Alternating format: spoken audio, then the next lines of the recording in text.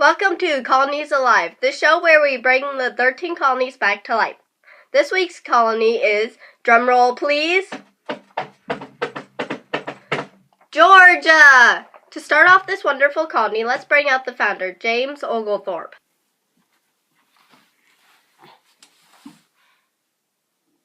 Welcome to the show, Mr. Oglethorpe. Now tell us, how did you get the land between Spanish Florida and South Carolina? See, I'm the leader of a group of people called the Trustees for establishing the colony of Georgia. I personally asked King George II, for which we named the colony after, for the land. I plan to use the land to give debtors another chance at life instead of rotting in jail. King George also liked the idea because he thought it would keep the Spanish from getting any closer to the English colonies. Could you tell us more about how Georgia was founded? Well, after a long voyage to America, 125 people and me sailed up the Savannah River in February 1733. With the help of a friendly Native American, we purchased some land and made it our capital. I governed it by myself with no legislature. I heard that the trustees had some rules different than the rest of the southern colonies. Could you tell me what they are? Yes, we do. We have 3 main rules. 1, we only grant small amounts of land, so big plantations can't develop. 2, we outlawed slavery. We thought it defeated the purpose of hard work. And 3, we banned rum because of its effect on Native Americans. Did these rules help the colony prosper? Sadly, no. In fact, it failed utterly. Most Georgians thought the trustees and my rules were holding the colony back. So I realized my dreams would never come true. I left America depressed and headed back to England and never returned.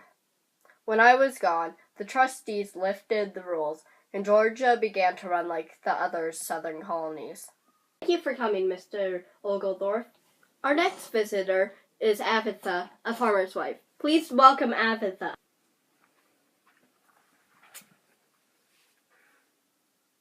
Let's let the viewers at home in on some details of Georgia. How do you describe the geography and climate of your colony? The winters are short and mild, and the summers are long, hot, and humid.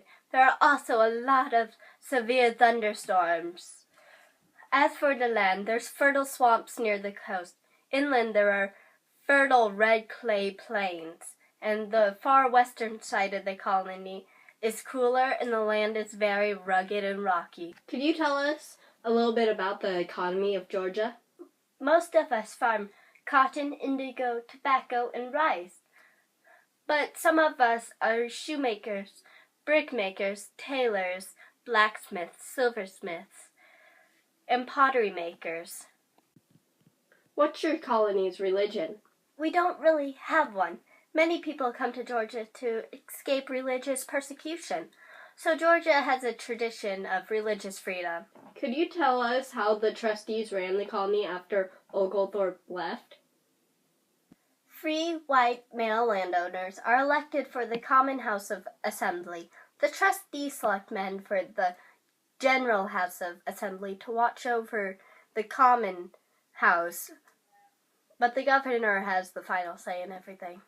Thank you for being here today, Abatha. Anytime, darling. Our next guest is a present-day Georgian. Come on out here, Dory.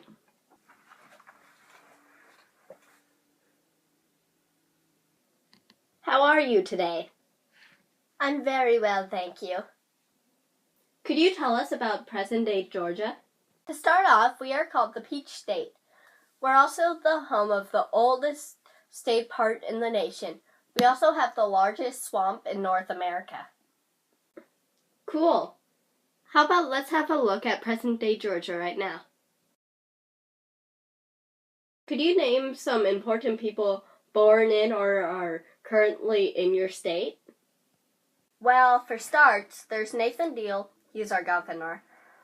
Martin Luther King was born here, and so was Jackie Robinson. Thank you, Dory. That's all we have time for this week. Hope you tune in next week for Colonies Alive.